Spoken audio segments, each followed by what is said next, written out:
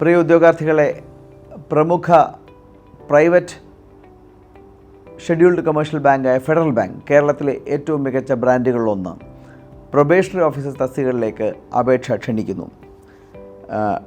Date of notification അത് വന്നത് July 31-നാണ്. അപേക്ഷ സമർപ്പിക്കാനുള്ള അവസാന തീയതി ഓഗസ്റ്റ് 12-ആണ്. എത്രയും വേഗം അപേക്ഷ സമർപ്പിക്കുക. എപ്പോഴും ഞാൻ സൂചിപ്പിക്കാറുള്ളത് പോലെ അവസാന നിമിഷം വരെ അപേക്ഷ മാറ്റിവെക്കരുത്. എത്രയും പെട്ടെന്ന് അപേക്ഷ സമർപ്പിക്കുക. ഡേറ്റ് ഓഫ് മോക്ക് ടെസ്റ്റ്, ഒരു മോക്ക് ടെസ്റ്റ് അവർ നടത്തും. അത് ഓഗസ്റ്റ് 23-നാണ്. അപ്പോൾ എല്ലാം പെട്ടെന്നാണ്. ഓഗസ്റ്റ് 23-നാണ്. 26-ാം തീയതി വരെ, 23 മുതൽ 26 വരെ തീയതി ഒരു മോക്ക് ടെസ്റ്റ് അവർ നടത്തും. പിന്നീട് ഒരു ഓൺലൈൻ ആപ്റ്റിറ്റ്യൂഡ് ടെസ്റ്റ് നടത്താൻ പോകുന്നത് സെപ്റ്റംബർ മാസം 1-ാം തീയതിയാണ്. അപ്പോൾ നിങ്ങളുടെ പരീക്ഷ നടക്കാൻ പോകുന്നത് സെപ്റ്റംബർ 1-ന് എന്ന് കരുതും. എഡ്യൂക്കേഷണൽ ക്വാളിഫിക്കേഷനിൽ അല്പം ടഫറാണ്. സാധാരണ പ്രൊബേഷൻ ഓഫീസർ പരീക്ഷകൾക്ക് നിങ്ങൾക്കൊരു ഗ്രാജുവേഷൻ മതി. അത് ഈവൻ സിവിൽ സർവീസ് എക്സാമിനേഷൻ നിങ്ങൾക്ക് ഗ്രാജുവേഷൻ മതി. മാർക്ക് പ്രശ്നമല്ല.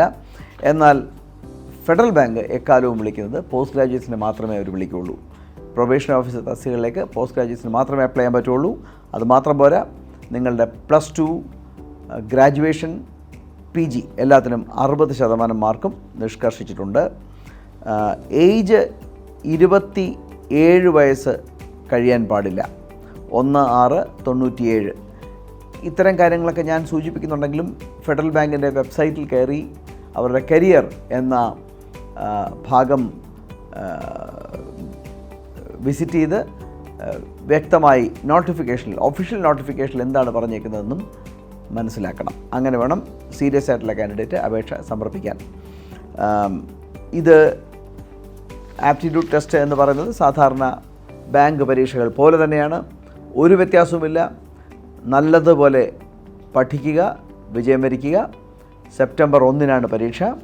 അപേക്ഷ അയക്കാനുള്ള അവസാന തീയതി ഓഗസ്റ്റ് 12-ആണ്. അവസാന നിമിഷം വരെ അപേക്ഷ മാറ്റി വയ്ക്കരുത്. എത്രയും പെട്ടെന്ന് അപേക്ഷ സമർപ്പിക്കുക. എല്ലാ വിജയവും കൈവരിക്കുക. ദൈവം അനുഗ്രഹിക്കട്ടെ. നല്ലത് വരട്ടെ.